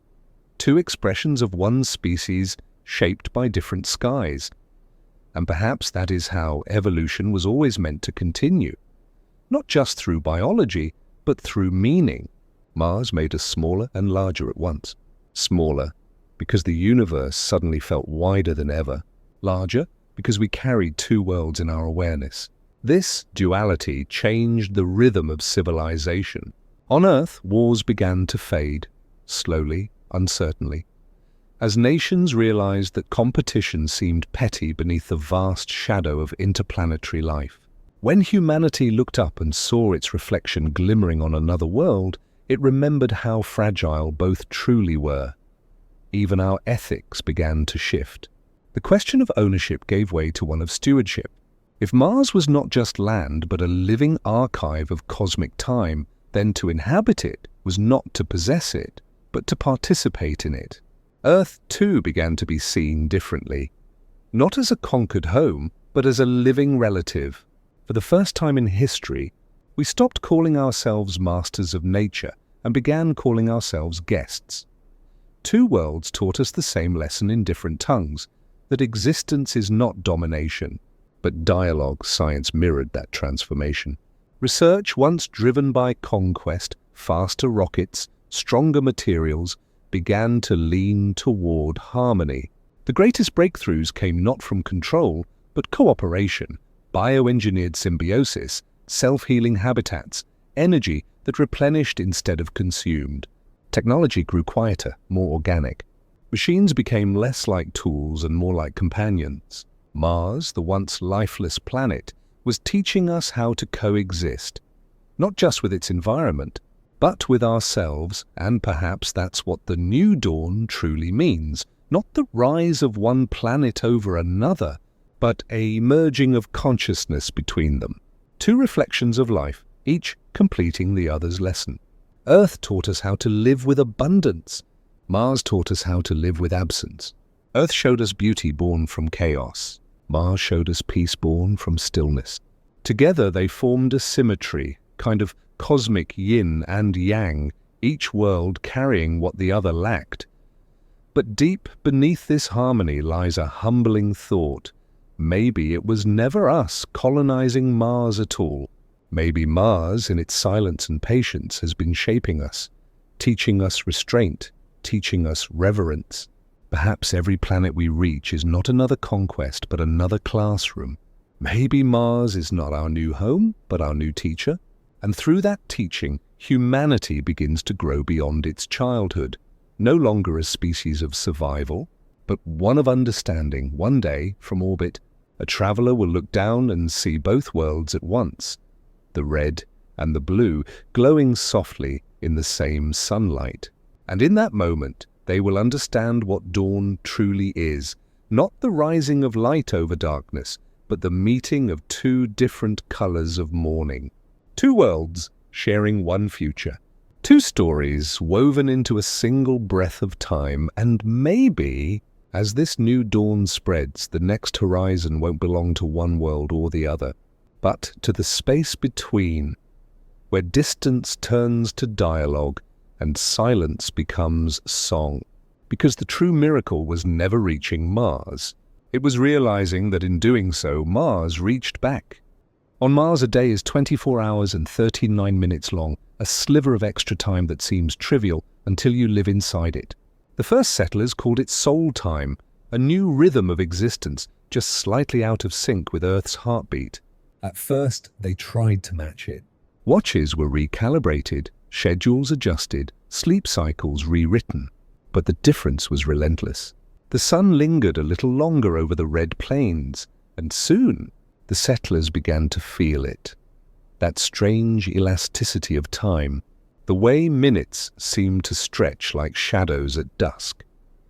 It was as if Mars had its own clock, older, slower, more deliberate. Each day felt heavier, not in hours but in meaning. The settlers began to sense that time here wasn't just measured by ticking seconds, but by silence, by distance, by survival. A sunrise wasn't merely the start of a new day. It was a reminder that they were living outside of Earth's story. Every moment on Mars felt borrowed, yet profoundly theirs. When Earth and Mars first shared time, it was chaos. Communications arrived late, delayed by millions of kilometers. A message sent from one world could take anywhere from 4 to 20 minutes to arrive. Even conversation itself became temporal archaeology, always reaching into the past to touch the present. Relationships strained under this new dimension of delay. Parents spoke to children they had already missed. Lovers exchanged words already outdated by distance. To live between two planets was to live between two times. This delay, this cosmic lag, changed everything. Humanity had always moved through time like a current, fast and restless. But on Mars, time became terrain, something to climb, to navigate, to adapt to. The settlers learned patience in ways Earth never demanded. Waiting became a form of faith. They measured progress not by speed, but by endurance. A simple signal from home could take 15 minutes to arrive, yet they listened as if it were sacred scripture carried across eternity. And slowly they began to evolve around this rhythm. Circadian cycles shifted, minds recalibrated. The 39 extra minutes each soul crept into the psyche, extending dreams, stretching thoughts. Some said they could feel Mars itself thinking with them, as though the planet's slower rotation was whispering, "There is more time than you believe." On Earth, people rushed to fill every second. On Mars, they began to inhabit time like space. Scientists noticed the change first. Productivity didn't decline, it deepened. Work done under the Martian clock was calmer, more deliberate. Decisions were made with a kind of clarity born from slowness. It was as if the planet itself had invited humanity to breathe. The settlers no longer raced against time. They lived alongside it. Time ceased to be a master and became a companion. But not everyone adapted easily. Some struggled. Their bodies caught between Earth's rhythm and Mars's slower spin. They spoke of temporal vertigo, the disorienting sense that life was slightly offbeat. Memories blurred. Days overlapped. The line between past and present wavered in the red haze. On Mars, even nostalgia behaved differently. Not as longing, but as orbit. The settlers missed Earth not as it was, but as it had been 15 minutes ago, across the gulf of space. And so a strange realization dawned. Colonizing Mars meant colonizing time itself. We were not merely building habitats of steel and glass, but new calendars, new rituals, new anniversaries. The first Martian New Year did not align with Earth's. The settlers celebrated it beneath the pale suns of dawn, marking not a season, but a state of mind. The moment humanity accepted that its timeline had split. From then on, there was no universal now. This fragmentation rippled outward. On Earth, historians debated how to record events that occurred out of sync with their own. Was an act of discovery still part of human history if it happened on a day that Earth never experienced? Philosophers argued that humanity had transcended time zones. We now existed in time worlds. Each planet had its own chronology, its own heartbeat. The concept of the same moment began to dissolve, but perhaps that was the point. For all our history, humanity had seen time as a single river flowing forward.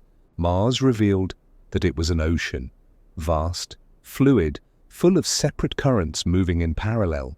And maybe this was the quiet gift of the red planet. It reminded us that time isn't uniform, that progress doesn't need to march. On Mars, even the passage of a single day feels like an act of creation.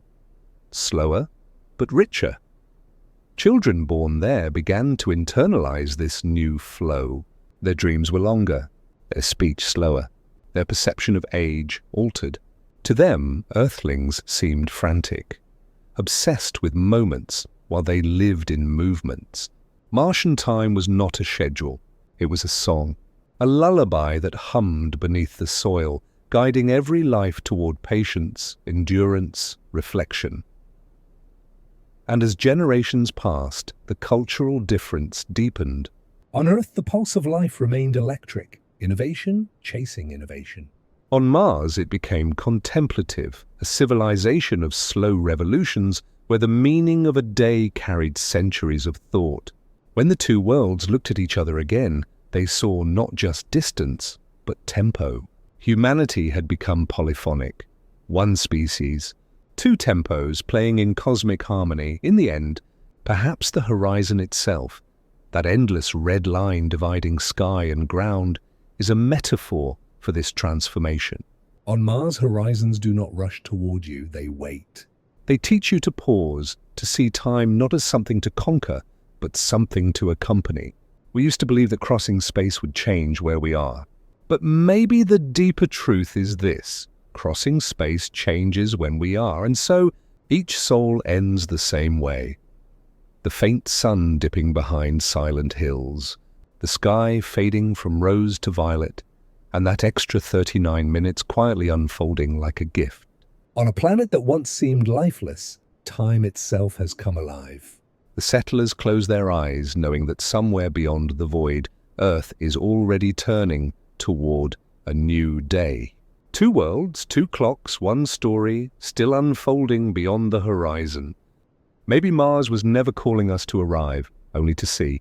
From the beginning, the red planet has shimmered at the edge of our imagination, like a mirror turned toward the sky, reflecting not what is out there, but what is within us. Every telescope that focused on its rusted plains, every rover that traced its dust, every dream that crossed the void, all of it has been a journey not only through space, but through self. Mars, in its quiet distance, has been the patient witness of our becoming. When we look at Mars, we are not only studying another world, we are studying our own reflection against the backdrop of eternity. Its deserts show us what happens when a planet loses what we still hold dear: water, warmth, a fragile envelope of air. Its craters echo the scars we too might one day bear. In Mars's silence, there is a whisper. This is what could be if you forget how to care for what gives you life. Perhaps that is why the red planet has always felt like a mirror and a warning. Its pale skies and silent storms reflect our fears of loss and our longing for survival. To some, is the promise of a new beginning. To others, it is the ghost of an ending already written elsewhere. When we peer into its thin air, we are forced to ask, are we running toward Mars or away from Earth? There's a quiet symmetry between the two worlds. Both were born from the same cosmic dust, forged in the same stellar fire. Once they might have shared oceans and winds. Scientists say that billions of years ago Mars could have looked like Earth, rivers flowing, rain falling, the spark of life perhaps stirring in its waters. But something shifted. Its magnetic field faded, its atmosphere fled, and slowly its blue turned to red. To study Mars is to watch a memory unravel. In its dry riverbeds we see echoes of what might have been, the reflection of Earth's own fragility cast across time. Every canyon is a chapter of loss, every dune a testament to endurance. We look at those ancient valleys and imagine, if Mars once lived, where did that life go? And if it died, what does that say about us? Our machines wandering its lonely plains are not just explorers, they are confessors. They carry our curiosity, our guilt, our longing to belong somewhere beyond ourselves. When curiosity drilled into stone, when perseverance gathered soil, they weren't only searching for microbes, they were digging into our own questions. The human ache to know whether we are alone, and if not, what that says about the nature of existence. Mars does not answer. It only reflects. In its stillness, it becomes a teacher of humility. It reminds us that we are small, that we are transient, that every civilization, no matter how radiant, can fade into dust. The red planet holds up its silent face, and in it we see the outline of our potential and our peril intertwined. But reflection is not only recognition, it is transformation. Mars changes how we see ourselves. Through its lens, we begin to understand that exploration is not about escape, but about evolution.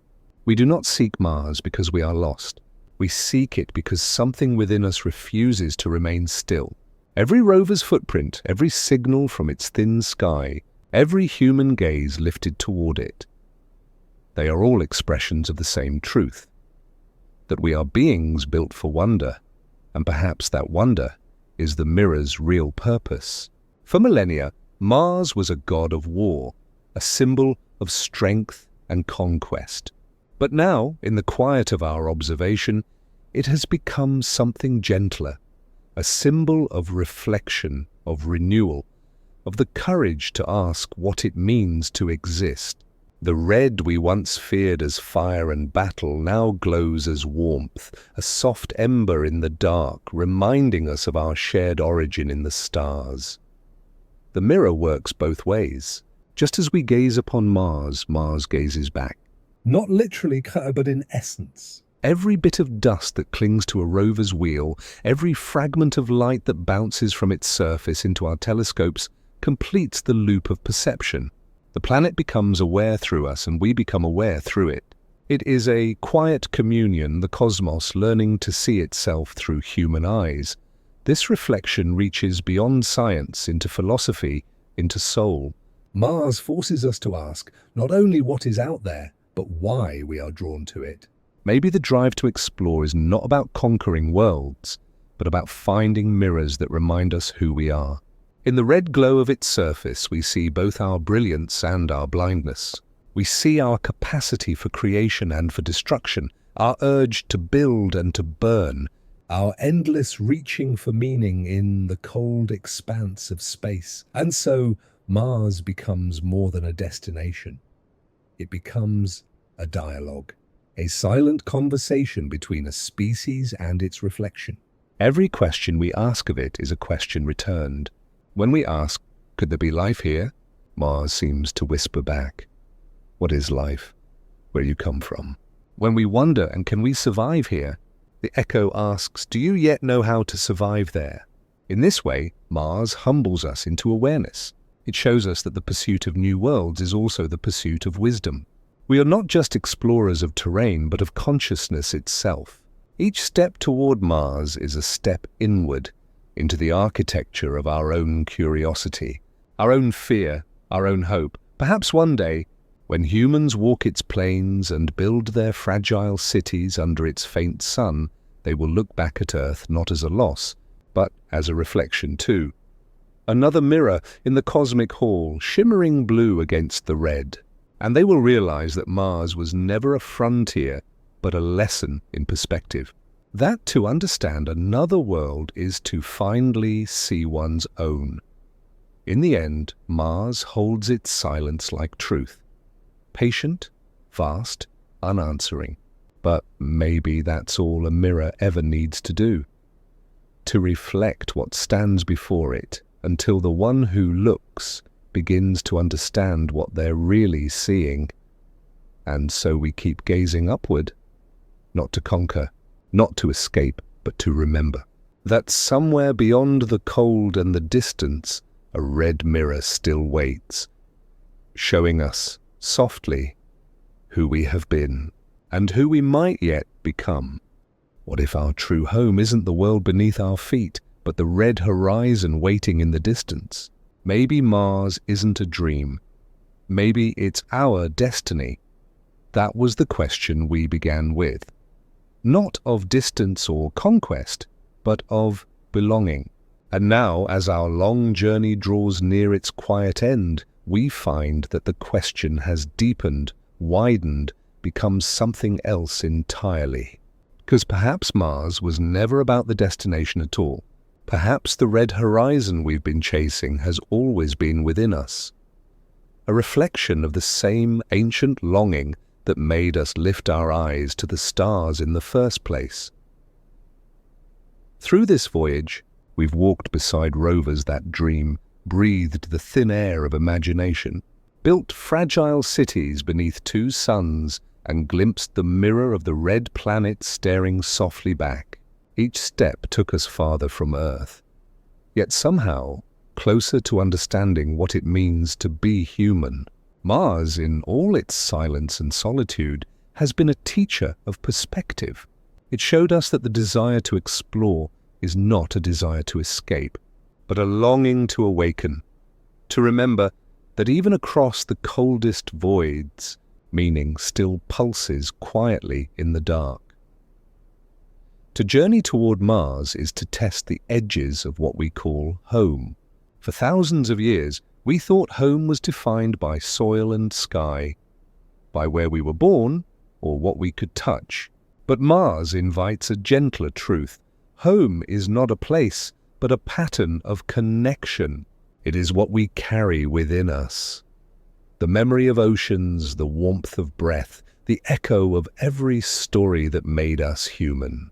Even on a planet where no bird sings and no wind smells of rain, we would still bring with us the scent of Earth, the rhythm of its tides, the lullaby of its gravity. Perhaps that is what makes Mars so hauntingly beautiful. It is not a promise of escape, but a mirror of endurance. Its dust reminds us that creation and decay are twins, that even in desolation there is grace. The red dunes whisper that survival is not defiance, but devotion, the willingness to keep reaching, to keep imagining, to keep planting seeds in unyielding soil. Every time we dream of Mars, we are really dreaming of ourselves, of our stubborn hope, our fragile brilliance, our refusal to stop evolving. And maybe that's why the story of Mars feels so deeply human. It is not just about technology or exploration. It is about faith. Faith that we can build beyond what we know. Faith that even after all our mistakes, the universe still holds space for us to grow. Faith that somewhere beyond the dark, a quiet home is waiting. Not to replace Earth, but to remind us to cherish it. Because in truth, the red planet has never asked to be conquered.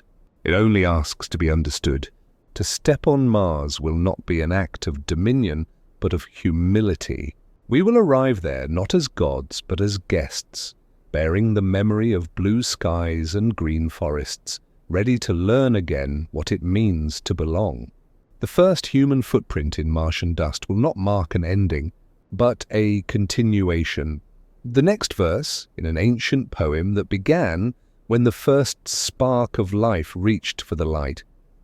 And perhaps, in some quiet sense, Mars has been waiting for us. Waiting not for our machines or our mastery, but for our awareness. For us to look upon its barren beauty and see at last the reflection of our own fragility. Maybe it has always been less of a destination and more of a mirror, showing us the cost of forgetting who we are and the grace of remembering.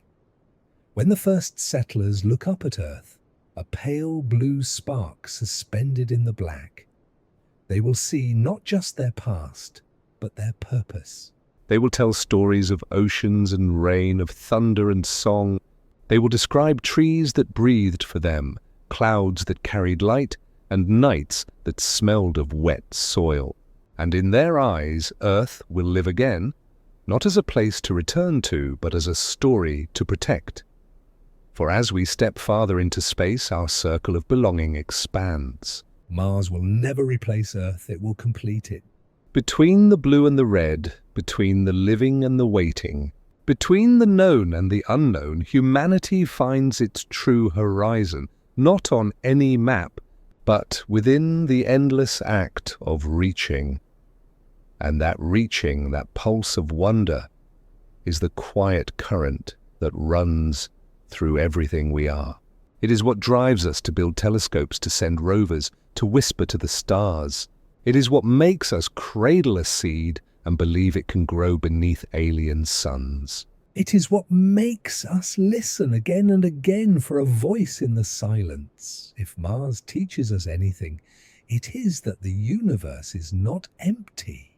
It listens, it mirrors, it waits. Every light we see in the night sky is not just a point of distance, but a possibility, a reminder that somewhere something else might be watching back, wondering about us. And in that wondering, in that mutual search for meaning, perhaps the cosmos itself becomes home.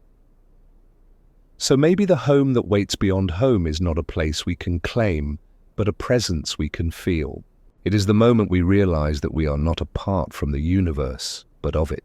That every breath, every heartbeat, every spark of thought is the universe becoming conscious through us. Mars may simply be the mirror through which we finally see that truth.